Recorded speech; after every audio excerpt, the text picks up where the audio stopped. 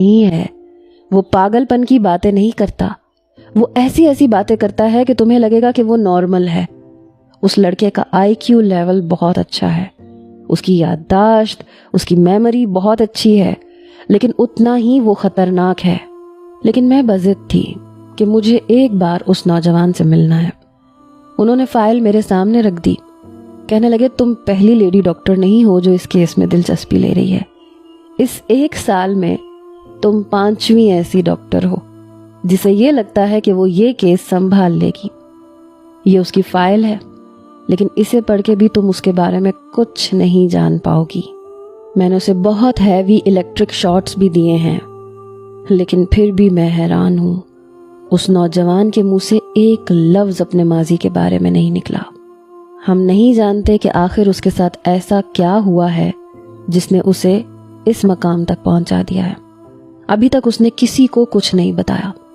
اور تمہیں تو ابھی اس فیلڈ میں زیادہ وقت بھی نہیں گزرا. یہ ایک بہت ہی پیچیدہ قسم کا کیس ہے.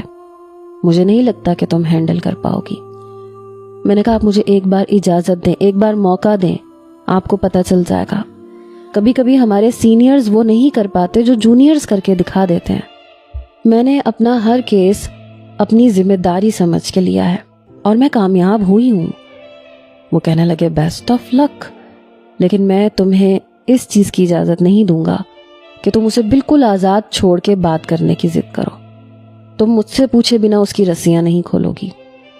میں نے کہا اوکے سر. میں نے اس نوجوان کی فائل پکڑی اور واپس اپنے فلیٹ میں آ گئی.